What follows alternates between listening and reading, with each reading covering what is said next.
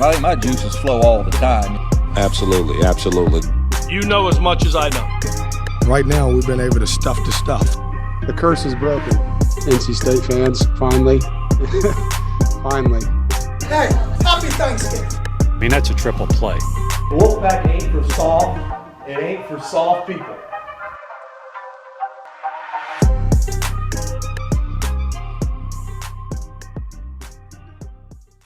Joining me now on the Heister Automotive Group hotline, James Smith Williams, Millbrook legend, Wolfpack great.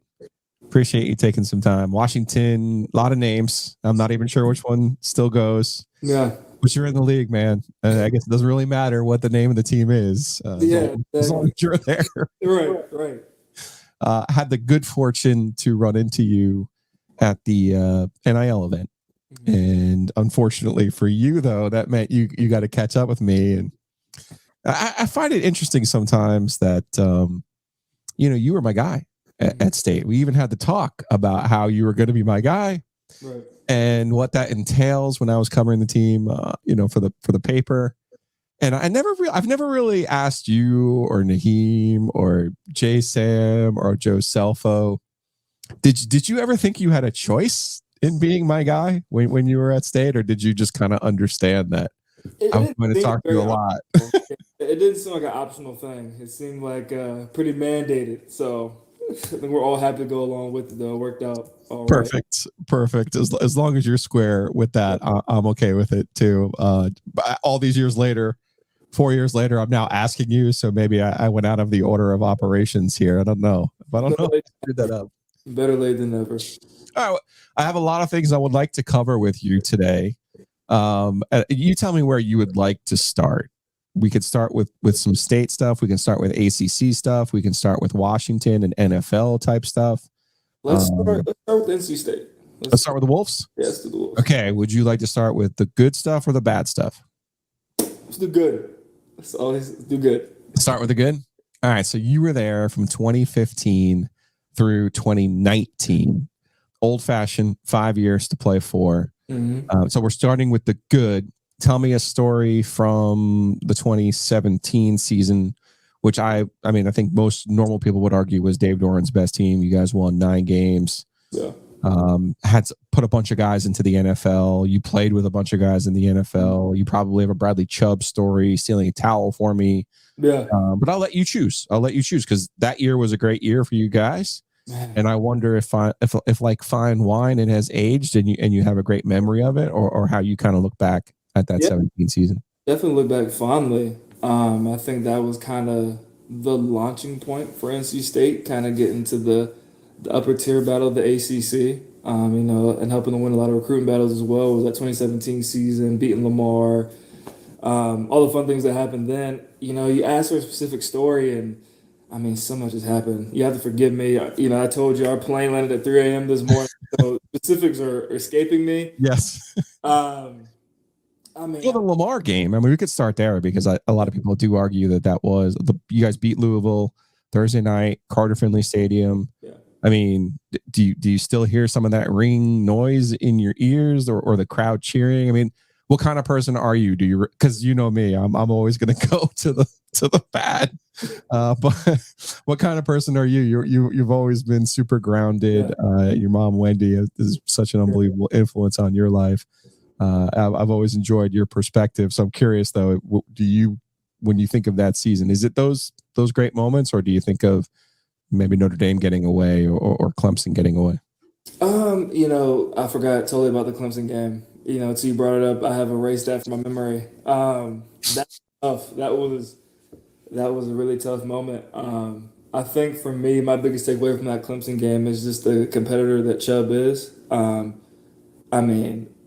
There was no one that hurt more than him losing that game. There was no one who was more upset, who was trying to do more, who pushed, gave it all he had. We wanted Clemson bad. We've always wanted Clemson bad. I'm glad that they finally got him, because they got in the way a couple of times. But I am a glass half full type of person, and I do look back to the Louisville game when, Pratt picks that ball off and the stadium erupts, and it's the loudest I ever heard it. I know people compare it to that Florida State night game from before my time, and Yeah, so I definitely look back fondly on those memories of 2017. 2018 was fun, and then 2019 was very tough. If that's where we were going next with the bad, 2019 was rough. Well, we'll stick with 2018 then, because it was another. You lose a chunk of those guys: Chubb, Naheem, J Sam, and well, no, J Sam's back 18, but you lose a chunk of those guys, and I think a lot of people were like, I don't know how good State's going to be, and to come back that next year and win 9 games, that felt like, the name of this podcast is The Law of the Wolf, which I created, right? Which was when you expect the most, you get the least, and when you expect the least, you get the most. And 18 definitely felt like a Law of the Wolf year. Yeah, 18 was a weird time going to 18 because the whole staff had that group of Chubb, BJ, Justin Jones, Contavious Street, all those guys. I think we lost more guys too. I don't know if Jacoby Myers left. I mean, there was a mass takeoff, and Naheem, I think, was gone after 17. So the coaching staff, like, they had gotten, I don't want to say complacent, right, because you're always working as hard as you can, but they gotten comfortable with that, looking around the room and seeing that level of talent. And that being, my first year as a starter, Laurel's first year as a starter, Pratt's back. Pratt and Kelvin Harmon were your 2 best players that year. You'll forgive me for saying you weren't, right? Yeah, I'll live. The sense of urgency was just different in that offseason. There was a grind, there was a push. We all had chips on our shoulders and a sense of wanting to prove ourselves, of, not wanting to live in the shadow of Bradley Chubb, even though, his shadow is humongous and a lot of us do live in it, and that's okay.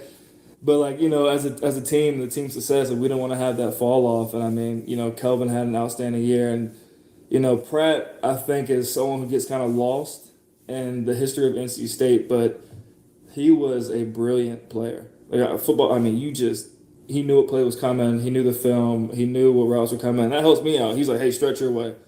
Hey, his boot right here. Like, Pratt, it's so impressive. Obviously, is doing well. It's serving him well now with the Bengals, right? He just got paid. But playing in front of Pratt was super helpful. And, Laurel and I kind of just stepped into our roles. And, we weren't All-Americans, but we won games. We made plays when we needed to. You keep naming NFL players. What do you think is the top reason that NC State's been able to put as many guys into the NFL as they've had? It's third most in the ACC over the last few years, and it's one of the top producers in the country right now. Yeah, I think it's truly the backbone of the program and what we stand for, right? I think we have a lot of guys who not only get to the NFL, which is kind of a talent-based thing, that's kind of a numbers, how do you look at the combines, a lot of factors there, your film matters too, but also the intangibles that we got at NC State of, it's a hard-working place, right? You're going to have to grind the film, you're going to have to grind the practice field. Like, there's no, slip up there. And the competition in practice has gotten a lot better too. I remember practicing against Icky as a freshman. I was like, this guy's a freshman? And a couple years later, he's a top 10 pick. So, they definitely evaluate good guys. I was talking about the secret weapon in D'Antonio Burnett, Coach Thunder. That's what I was going to say. And Thunder develops people. He made me in terms of, my stature. And people don't realize, but the strength coaches, that's who you're with the most in college. It's not the coaches they're recruiting. So from the football side of things, you're with the strength staff 24/7. And they're molding you as a man, the accountability aspect, but they're also, developing you as a football player.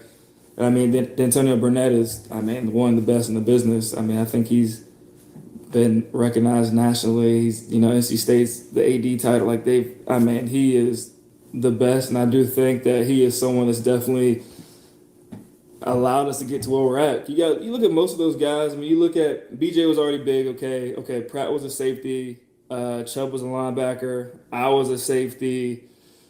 Jacoby was like a 160-pound quarterback. Yeah. No one. Yeah. And it's not like Alabama where these guys walk in, at 17 at 265. That's not the guys State's getting. I don't know if that's changing. I don't know. I know Liam was a big get, and the Darren Roseburrows of the world, but Thunder is a very important part of the program. You can't overstate how much he does for NC State. Some people are just really good with people, and you can't explain why they connect and why they have a gift. And I think Thunder's probably one of those people. But how much do you think of his success at NC State as a player? It carries weight with recruits and can look at him and go, maybe they don't even remember at this point how good he was on that on Phillips teams. But how much of that do you think, kind of gives him a lot of weight and credibility with the recruits and the players in the program? That's tough, especially what recruiting is now. I think the beauty of what Thunder has done is that all of those hard works with the Chubbs, with the BJs, with me, like now you can pull up a slideshow and be like, hey, this kid came in at 195 pounds. He's now 270 going to his fourth year in the league. Here's the career earnings. Chubb has a $100 million deal. Like it's, like you can sit back behind his work and just look at the people he's developed. I don't think he has to even bring himself up. I mean, I think he'll have anyway because most kids now, they probably have a long memory. Yeah, I think. All right. Well, we'll get to 19 on the other side here. Let's take a quick break. I got James Smith Williams here on the Heister Automotive Group hotline. We'll be right back after these words from because I got to eat over here, my friend. I gotta sell a few bills here. Hang on one second. The best way to sell your house or to buy a new house? It's to use a realtor. Check out Barry Woodard and his group, myhtr.com. That's Hometown Realty. Check them out, myhtr.com, or give them a call, 919-550-7355. Don't go with one of these people, these groups or guys who you see on billboards and are like, hey, sell to me for $1. No, man. Maximize your value. Go with Barry Woodard and his team. They have more than 6 locations. Raleigh, Garner, Clayton, you name it. They're there. Atlantic Beach, myhtr.com, Barry Woodard. 6 locations. They have more than 250 agents. They know what they're doing. Get the best bang for your buck, whether you're trying to sell your home or whether you're trying to buy a home. Check out Barry Woodard and his team at myhtr.com. And of course, when you're going to sell that house or buy that house, you're going to need to close. So you're going to need a lawyer. Josh Whitaker, Joe Hamer, Whitaker and Hamer, they have more than 20 years experience.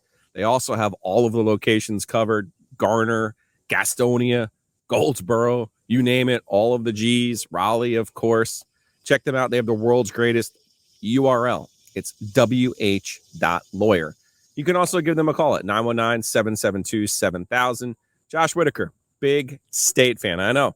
I didn't think there were that many lawyers that were state fans, but Josh Whitaker is the exception to the rule here in the Triangle. Check him out. Again, the world's greatest URL. Any kind of law needs you have. Closing on a house, whether you're selling a business or maybe you got family law issues. Check them out. wh.lawyer. And obviously there's nothing more we love here on the OG Media Company than new sponsors. Well, and we've got a new one. We've got a great new one. I think you're going to love the apparel that Home Field Apparel has. Check out this merch they have for NC State. You have shirts, you got quarter zips, you got joggers, t-shirts for men and for women. Look at some of these throwback logos, the Howling Cow, the Carter Finley Stadium stuff. Look, K-Yow Court, Cardiac Pack, National Champs, dear old NC State, Wolfpack Country. My personal favorite here, this vintage 74 with the wolf head and the number 1. They just don't make stuff like that anymore. Go check them out at homefieldapparel.com. That's homefieldapparel.com. If you use the promo code OG23, you will get 15% off your first order. So use that promo code OG23 and go get the sweet merch from Homefield Apparel. Big thanks to our friends at Homefield. Looking forward to this season in style. All right, look at that magic. I mean, it's amazing how I just made that work, James. I know you're impressed. We're back. Tell Heister I'm looking for a car if they want to. I will. I'll send you my guy if you'd like. If that's what you'd like, I'll make this thing work right now. Look, I'd appreciate it. Okay, done deal. I'll text you when we're done. Absolutely, they will take care of you. The Heister Automotive Group hotline. Yeah, get off of Heister. Get down to Heister, just like James Smith Williams here. All right, James. Let's just get to 19 a little bit because it has been the blip on Dave Doran's resume, and there were so many injuries. And I'm looking here. You played 6 games. I don't even remember you being able to play 6 games that year. There were a lot of injuries, and there was turnover on the staff, and obviously you guys had just put like 14 or 15 guys into the NFL. And for NC State, that's, there's going to be waves. It's not going to be a consistent every year. You're going to have a group like that. But I'm curious now that you've had some distance here a little bit. When you look back at 19, where do you think everything went wrong in 19? I've kind of erased 19 from my memory bank, Mhm. but it was tough. There was a lot of fluctuation under center with the offensive side of the ball, with the quarterback situation. That went a couple different directions before they, decided on Leary. Defensively, we had just transitioned to the 3-3-5, and That's right. we're all kind of 4-2-5 guys. I mean, I think I can. I was very upset. Like you go from being a rush end. I'm having my best season. Okay, I'm running the back, and now I'm playing 4 and I've never anticipated that, and we're all kind of. I was undersized for a 4 technique, right? I mean, there's just a lot of things we were trying to make work with the personnel. Obviously, the defense is taking off, and it's a great scheme, and the DC over there definitely knows what he's doing. But that first year transition, I mean, I dragged my feet. A lot of guys dragged their feet because it was just so different. It's not like we're going, 4-3 to 3-4. You can just stand up outside linebacker. It's like, hey, you're the head up end now. You're the 4 technique, and that looks different. Pass rushing, the fits are different. Everything's different, and you've been in the system for 4 years. You know it inside and out. Now all the calls are different. It was definitely a growing period, a lot of pain, but I mean, they made it out all right on the other side for sure.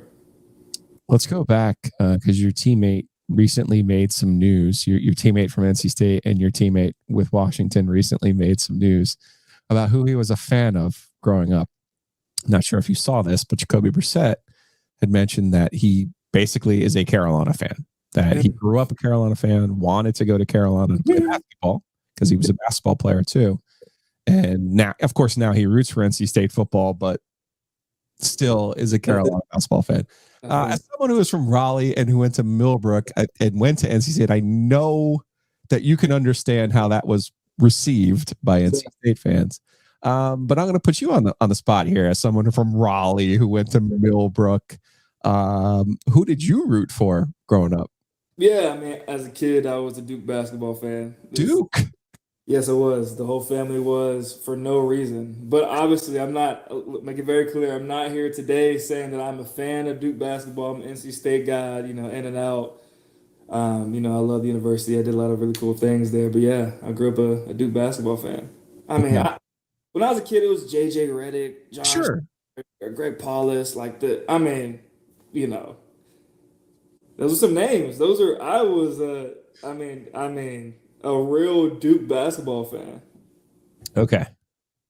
Have you talked to Jacoby since his revelation on the Smiley Kaufman podcast? No, I have not. No. Not about that, at least. Okay. All right.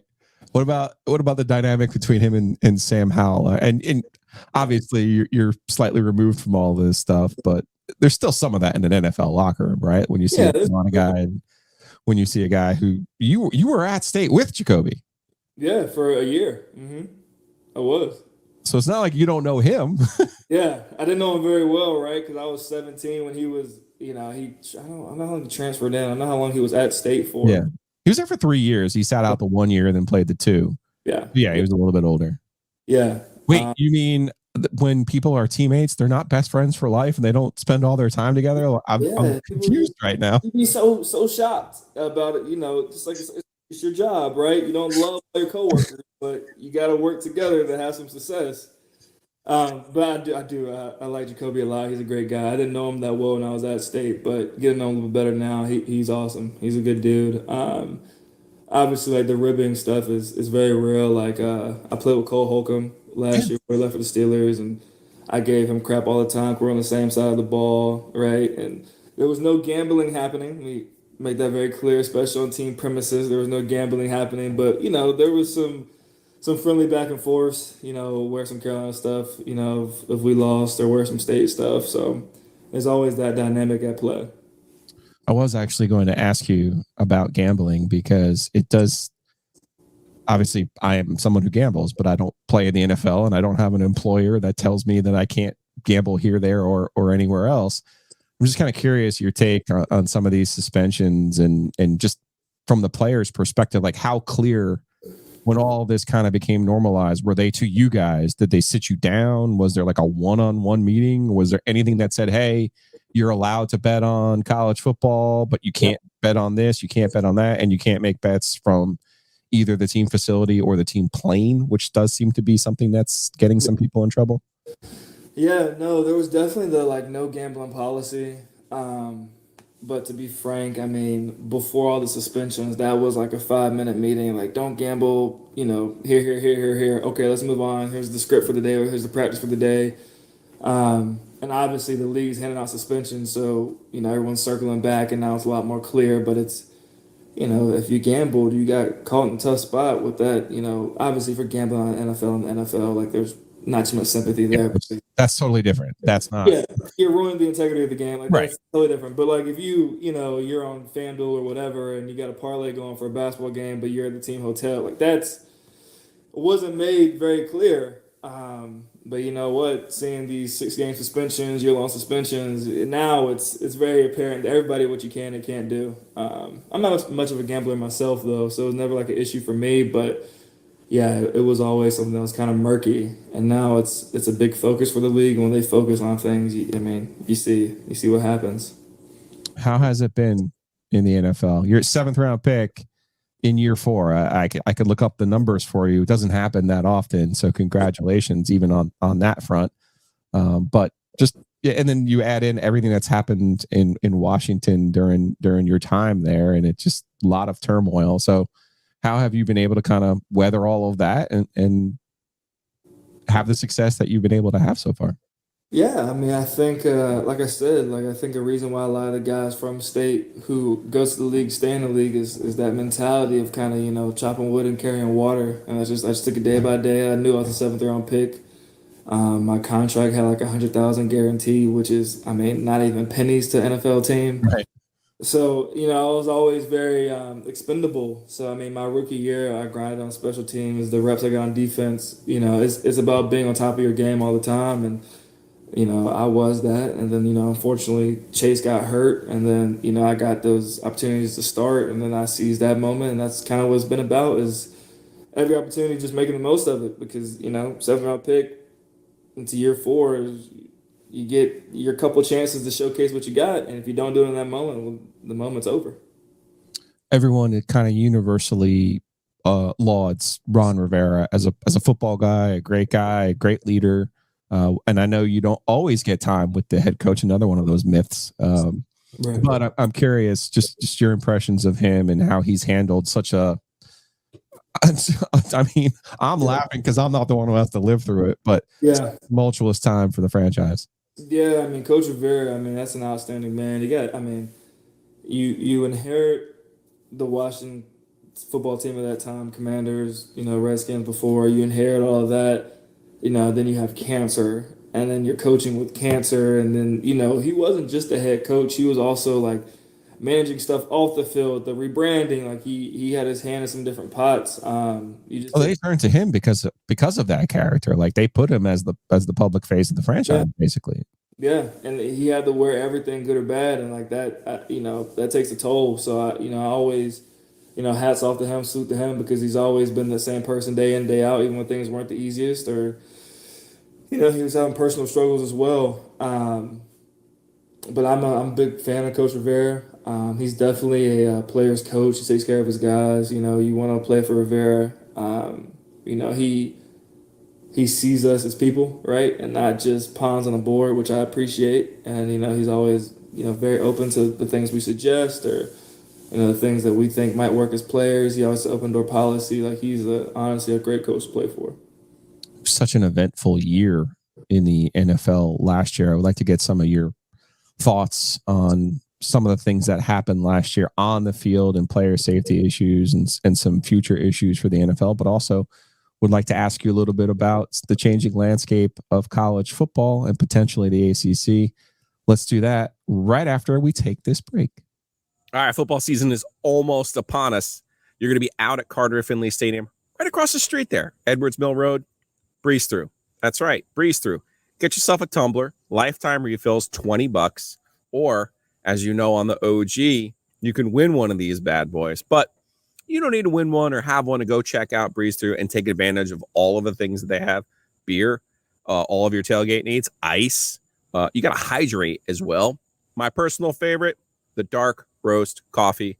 They got locations all over the Triangle, all over this part of the state. Heck, they're on Blowing Rock too.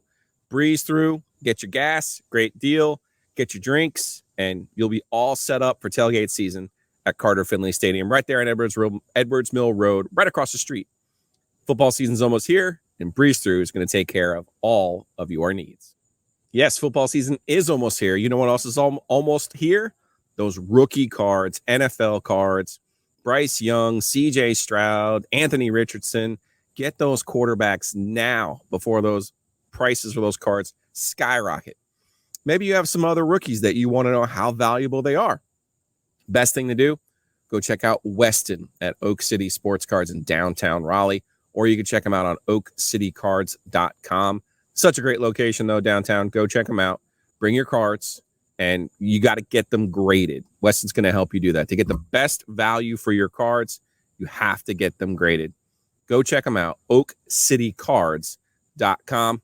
Tell them the Law of the Wolf sent you. This is year 3 for me of an NC State podcast and year 3 of a sponsorship with Mosquito Authority, Pest Authority, my friend Hayes Lancaster and his crew. Look, I'm outside right now. I'm only able to be out here because of the treatments I get in my backyard. Keep those bugs away outside the house. Keep them away inside the house. I got mice upstairs, or had them. They're gone now because of that Pest Authority portion of the programming. Mosquito Authority, Pest Authority. Check them out at bugsbite.com. If you know Hayes, you've probably seen him in the RV lot. Huge State fan.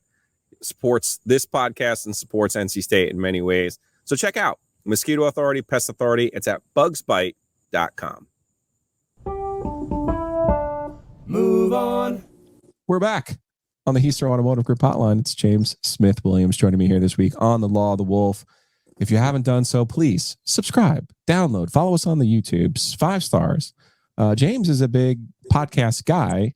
He does not listen to this podcast because he's into crime podcasts. I gave him an opportunity under the OG Media umbrella to start his own podcast. He was like, I'm into crime, man. I'm not into sports. It's your world, man. I'll let you do whatever you want with your podcast. That's a lot of legwork. I can't, all the background research, that's a lot. Okay. But you wanted a contract too and some other stuff. And I'm like, come on, man. Hey, you need some guarantees in your contract, man. Hey. Word is bond over here, man. Yeah, all right. Talk to me a little bit. Last year in the NFL, I had a hard time. So maybe you don't remember my background. My dad was a high school coach, a high school football coach for 25 years. And when I was in diapers, I'm on the sideline going to games and all those other things. So I grew up in football and played as a kid, and obviously played in high school, but was never good enough to play above the 1AA level. So I went to state instead and started talking about it and writing about it and doing all those things. But I worry about football in its participation numbers. I worry about football, particularly at the NFL level, with the games and the schedule that they're putting you guys through. That seems needless to me. The Thursday night games in particular. And then I worry about football when you see Damar Hamlin, when you see Tua Tagovailoa, and really 2 instances last year that just both so happened to happen in Cincinnati. The 2 of those instances really just gave me pause. And I'm 48 and I'm way out of the game, right? But I look at it from your perspective, and this is your living, and you know the risks obviously here in 2023. This isn't something that, right. Concussions and head injuries and your life expectancy and all the problems that go with what you've chosen to do with your life. Those are all things you're cognizant of. I'm just kind of curious from your mindset when you're watching Tagovailoa. And maybe you didn't see it live, but obviously you saw a replay of it in a fencer's pose. I mean, that was new to me. Yeah, to see that, and that was frightening. And then obviously, the truth of the matter is Damar Hamlin died on a football field, and his life was saved by the medical personnel that were there. Thank goodness. But to me, just from as an outsider and observer, just frightening episodes. I'm curious. From a player's point of view and someone who I consider to be a next level type thinker, what were your interpretations of those 2 landmark events last season?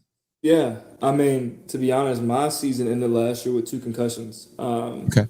I got one, and then I came back 2 weeks later and suffered another one, and it ended my season. And The DeMar Hamlin one is tough because that feels like a freak of nature event. Yeah. That felt like I could be driving, my wheel could pop off. Like, of course, it happened in the context of football, but that felt so one in a million. The Tua one that's tough to see, right? It's tough when I think about my life and my kids and my future, and it's like, okay, what does that look like? Having had concussions, and it's the research is out there, and the NFL. I'm not gonna say highlights it, but they allow you to find it for yourself, and it's a tough trade off. And I had some conversations when I had those concussions of like, okay, like, is it time for the next chapter? And I mean, at the end of the day, what career profession are you gonna make $1 million at 26 with under 4 years of experience? And because that for me kind of parlays it into how that looks for the future for my children, for my family. It's there's so many trade-offs, and for everyone it looks differently. But I think the way I justify it and reason it to myself is like, okay, like if I can make, I don't know, $10 million playing this game over 8 years, right? That gives my family a cushion. It gives the next couple generations a cushion if it's managed properly and all that stuff, right? And also, I mean, playing the NFL has given me a platform to do some incredible things that, quite frankly, no one would care about any of the work that I do with domestic violence, sexual assault if I didn't play football, right? Like I got the award from Hillary Clinton because I play football. I'm up there with the CEO of PayPal, the CEO of Estee Lauder, an activist in Honduras who like lives under death threats, and like I'm just like, oh, I play football and like I talk to high schools and like, yeah, like it's the platform football gives you. The reach is unbelievable. I mean, I went to Korea this year because I play football, and I got to talk to 3-star generals about sexual assault and domestic violence. Me, a football with no classical background training in this, is just like, hey, here's what I think's right. And because I play football, they listen to me, right? And they applaud me. Oh, you did a great job. This is such a great presentation, so engaging. And obviously, Brenda Tracy, did a lot of the heavy lifting with that, right? Of course, but it's the cosign of playing in the NFL. This artwork behind me, I went to Freeze in New York. It's a huge like art show, whatever. And the art broker I work with, I mean, she does $100 million in sales, but she went with me personally because I play football. This was not anywhere close to that, Right. what I mean? But it's There's trades, is what you're saying. yeah, exactly, and it opens so many doors that otherwise, I mean, you have to think, right? Like I come from a single parent household. My mom is college educated, right, and like I would have been fine as a student, but like it's not like I came into this world with tons of connections and everyone wanted to help me and all the doors being open. And football has opened so many doors outside of just football that I think otherwise wouldn't have ever been accessible to me. Were you properly diagnosed with those concussions this year?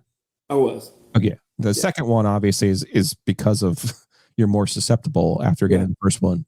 I know there's like this macho, but there's still like these remnants of the macho world. I'm sure it's greater in your sphere than mine for sure. Where you can't go, you might feel like you can't go to a team physician or the trainer and say, hey, I got my bell rung there. I'm not quite clear on what's happening here. So that's good that those were diagnosed the way that they were. And it's interesting to hear you talk about some of those trades and some of the opportunities that come with it. I always thought, I guess the thing that got me this year. So when I was growing up in the 80s, right? You think of football in the 70s, you think of how bad the equipment was. You think about how bad the helmets were. You think about that artificial turf. You think about 2-a-day practices, and you might not even have ever gone through. I'm not. Please don't take this as I know it was an NFL player, but of your age, like when I was in high school, we actually did 2-a-days and we hit in both sessions. We did the stupid Oklahoma drill. We did every stupid drill you could do, and you just beat the shit out of each other for the sake of seeing who was tougher. In August, and you were like, what? And you weren't allowed to get water and all this other stuff.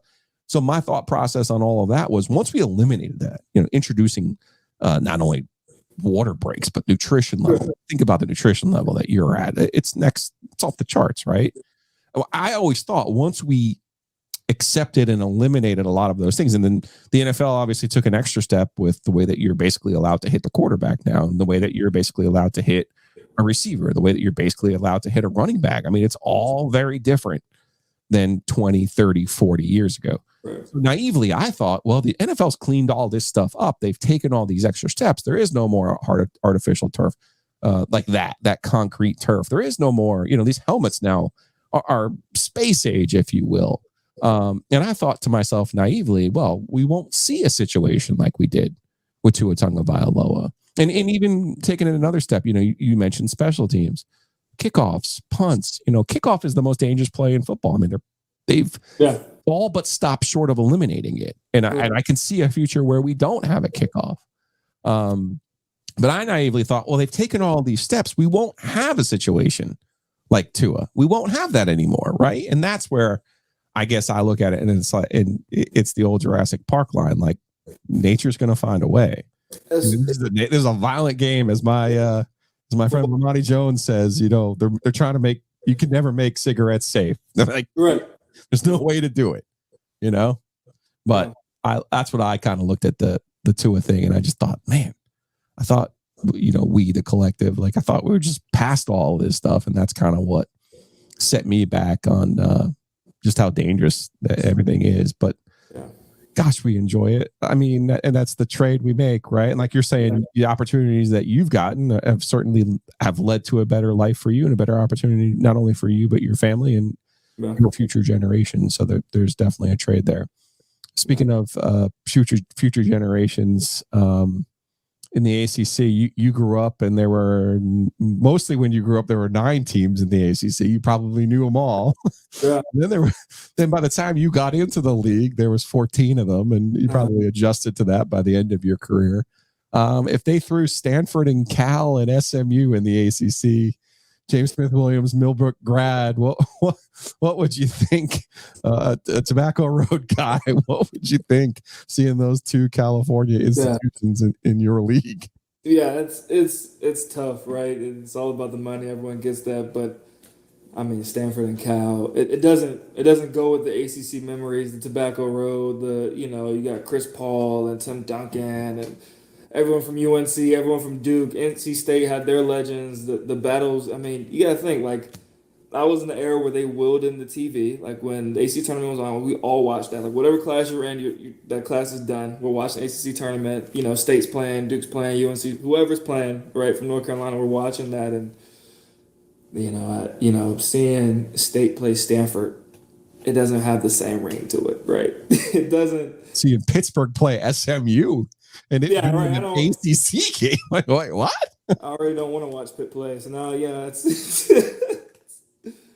it's funny. It's funny. I don't know. And then I have friends in other sports. I'm thinking about like when soccer going to play in Palo Alto. Like what's the feasibility there? What's the cost look like there? It's just and the Pac-12. Stanford's like an Olympic sports school, right? That's what they are. I mean, I have a close teammate, really close friend who's from Stanford, and he's like, listen, they didn't care about football. Like, we had Andrew Love, we got Christian McCaffrey, we had Bryce Love. Like, that was cool, and, like, we had success, but, like, they want to see swim NCC. They want to see row NCC. Like, that's what they care about, and, I mean, you can't – that doesn't align. I mean, do we even offer half the sports that Stanford plays? Like, it's – Not even Carolina does, and they got more than anybody. I mean, it's kind of crazy.